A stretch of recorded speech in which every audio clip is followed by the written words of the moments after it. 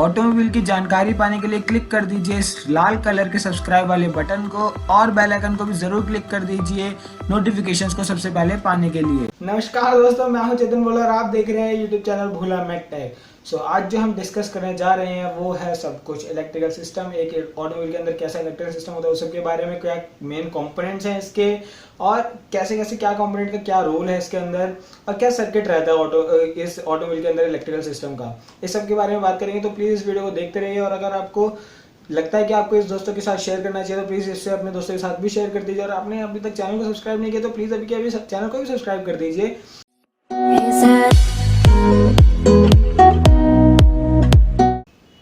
तो आइए सबसे पहले शुरू करते हैं इस इलेक्ट्रिकल सर्किट से। तो यहाँ पे जो आप देख सकते हैं सबसे ज्यादा मेन इंपॉर्टेंट पार्ट एक गाड़ी में होता है इंजन है।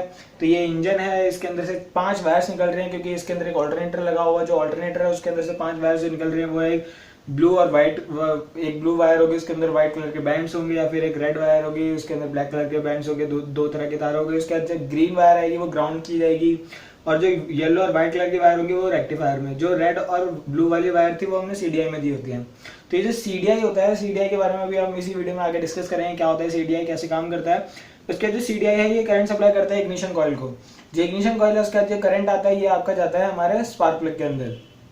तो ये पूरे एक स्पार्क प्लग के अंदर वोल्टेज पहुंचाने का ये सर्किट रहा। और अगर आपको इस जो करंट है, जो करंट जनरेट कर रहा है, तो उसके बाद अगर आपको इलेक्ट्रिकल अप्लायंसेस को चलाना है तो उसके लिए ये वाला सर्किट आता है। तो यहाँ से जो 2 वायर्स जा रही है वो रेक्टिफायर के अंदर जा रही है और रेक्टिफायर के बाद जो करंट प्रोड्यूस हो रहा है वो करंट आ रहा है बैटरी के पास। तो इसका मतलब रेक्टिफायर कुछ करंट बैटरी को दे रहा है। तो रेक्टिफायर का बहुत इंपॉर्टेंट रोल है बैटरी को चार्ज करने के लिए। बाद में बात करेंगे रेक्टिफायर के बारे में कि रेक्टिफायर कैसे काम करता है। तो यहाँ पे जो बैटरी है ये बैटरी चार्ज हो रही है और इसी के साथ साथ अगर आपको बैटरी से कुछ करंट लेना भी है तो आप करंट भी ले सकते हैं। इसी के थ्रू अगर आप एक इलेक्ट्रिकल अप्लायंस को कनेक्ट कर देते हैं आप इधर से करंट ले भी सकते हैं। और अगर आप बीच में चाहते हैं कि एक स्विच हो, जैसे यहाँ पे लगा हुआ है एक स्टार्टर स्विच, तो जैसे आप उस स्विच को ऑन करेंगे जब भी आपके इलेक्ट्रिकल अप्लायंसेस चलेंगे और जब आप बंद कर देंगे तो बंद हो जाएंगे।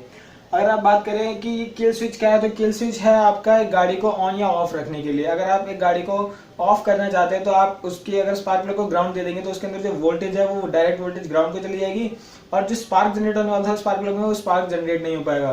तो जैसे ही वो स्पार्क जनरेट नहीं हो पाएगा क्योंकि स्पार्क जनरेट हुए बिना इग्निशन हो नहीं सकता, तो इग्निशन नहीं हो पाएगा और इंजन ऑटोमेटिकली बंद हो जाएगा। तो अगर हम बात करते हैं इसके मेन कंपोनेंट्स के बारे में, तो इसके जो मेन कंपोनेंट्स हैं वो सबसे पहले कैपेसिटर चार्ज डिस्चार्ज इग्निशन। तो ये है वही सीडीआई जिसके बारे में बात करने वाले हैं थोड़ी देर में। और उसके बाद आता है रेक्टिफायर, इसके बाद इग्निशन कॉइल, स्टार्टर स्विच और स्टार्टर सॉलिनॉइड। लेकिन हम बात करेंगे इनमें से 3 चीजों की, सीडीआई, रेक्टिफायर और इग्निशन कॉइल के बारे में, क्योंकि ये तीनों जो है वो हमारे इसको बोल सकते हो पोल हैं इस इलेक्ट्रिकल सिस्टम के। इन तीनों के बिना आगे गाड़ी चल ही नहीं सकती। अब बात करते हैं सबसे पहले कैपेसिटर डिस्चार्ज इग्निशन के बारे में। तो सीडीआई बेसिकली करता क्या है, कैपेसिटर का जो चार्ज है उसे सर्किट के अंदर देता है। तो इसके बारे में बात करते हैं अभी। तो ये जो सीडीआई ये बनाया गया है क्योंकि इससे पहले जो हमारा यूज होता था वो होता था inductance coil. High inductance coil जो यूज होती थी उसको बहुत ज्यादा टाइम लगता था चार्ज होने के अंदर और उसको डिसिपेट करने में। तो इसकी वजह से कई बार है ना इंजन हायर आरपीएम में काम नहीं कर पाता था। तो इसको हायर आरपीएम पे ले जाने के लिए हमने सीडीआई को इंट्रोड्यूस किया गया। तो सीडीआई को जब इंट्रोड्यूस किया तो सीडीआई के अंदर एक कैपेसिटर होता है। उस जो कैपेसिटर होता है उसके अंदर बहुत ज्यादा क्षमता होती है कि बहुत ज्यादा वोल्टेज को वो स्टोर कर सकता है। तो जो यहाँ पे कैपेसिटर लगा है वो अबाउट थाउजेंड्स ऑफ वोल्टेज को स्टोर कर सकता है। तो इसके अंदर थाउजेंड्स ऑफ वोल्टेज स्टोर हो जाती है आके। तो जैसे जैसे क्योंकि इंजन तो पूरे टाइम एंगेज रहता है, पूरे टाइम चलता रहता है, जितने टाइम वो इंजन चलता रहेगा उतना ज्यादा करंट प्रोड्यूस होता रहेगा। तो उस सारे करंट को ये स्टोर करता रहता है कैपेसिटर के अंदर। अब जैसे एक प्रॉपर टाइम है, क्योंकि एक स्पार्क प्लग है वो एकदम प्रॉपर टाइम पे ही चलता है क्योंकि पूरे टाइम तो स्पार्क नहीं देता रहता।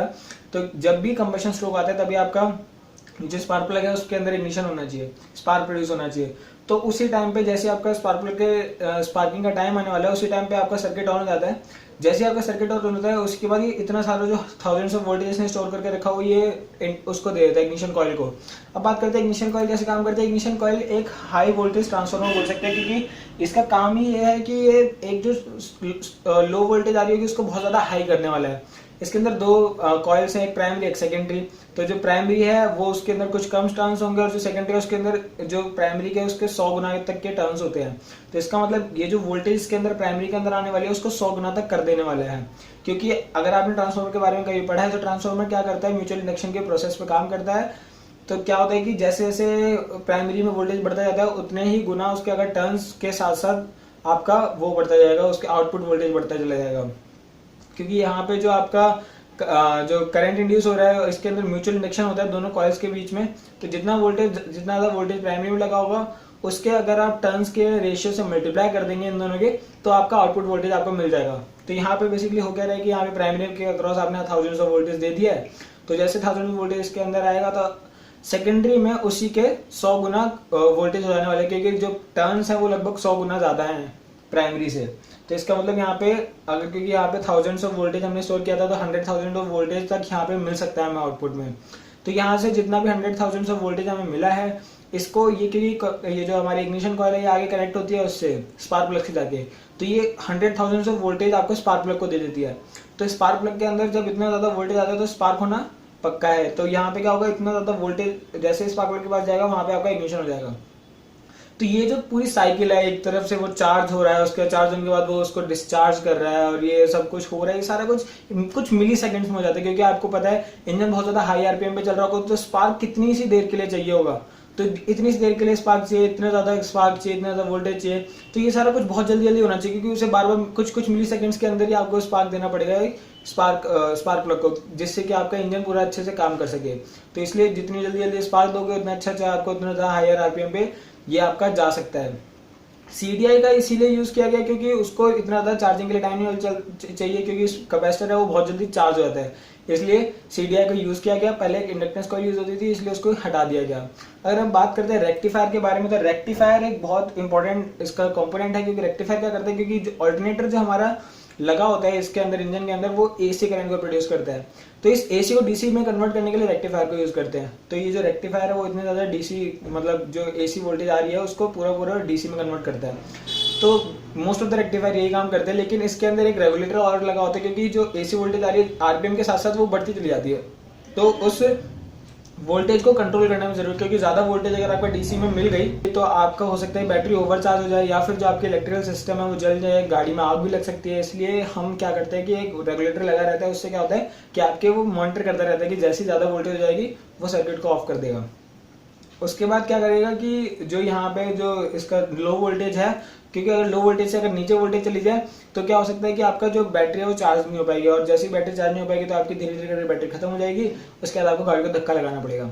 इसलिए ये जो रेगुलेटर है ये ध्यान रखता है कि जैसे वोल्टेज कम हो या ज्यादा वो उसको कंट्रोल कर ले। तो कुछ इस तरह से हमारा इलेक्ट्रिक सिस्टम काम करता है। उम्मीद करता हूँ आपको बहुत कुछ समझ में आया होगा इलेक्ट्रिक सिस्टम के बारे में। अगर आपको अभी कोई डाउट है, सवाल है, तो आप मुझसे जरूर नीचे कमेंट सेक्शन में पूछ सकते हैं। अगर आपको कोई सजेशन भी है तो प्लीज आप मुझे कमेंट सेक्शन में लिख के दीजिए। मैं फेसबुक पे भी, मैं इंस्टाग्राम पे भी, मैं ट्विटर पे भी, आप मुझे वहाँ पे भी क्वेश्चन लिख के भेज सकते हैं, मैं उनका जवाब जल्दी से जल्दी देने की कोशिश करूंगा।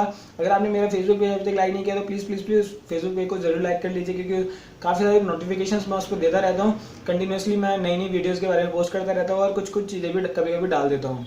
और अगर मैं वर्डप्रेस पे भी कभी कुछ ब्लॉग लिख लेता हूँ, अगर आपका मन करे तो आप उसे भी जाके देख सकते हैं। धन्यवाद दोस्तों मेरी वीडियोस को देखने के लिए। इस वीडियो को अपने दोस्तों के साथ शेयर करना मत भूलिएगा, और अगर अपने चैनल को सब्सक्राइब नहीं किया तो प्लीज अभी के अभी इस चैनल को सब्सक्राइब कर दीजिए, बने हुए साइड में बेल आइकन को भी दबा दीजिएगा, जिससे कि आपको मेरी वीडियो की नोटिफिकेशन सबसे पहले मिल सके और मेरी वीडियो को सबसे पहले देख सकते हैं, जिससे कि आप कभी भी मेरा जो आपका लिंक है वो कभी ना टूट सके और आप मेरी वीडियो को रेगुलरली देखते रहिए। धन्यवाद दोस्तों मेरी वीडियोस को देखने के लिए। मेरी वीडियोस को देखते रहिए, शेयर करते रहिए और सब्सक्राइब करते रहिए और कमेंट करते रहिए।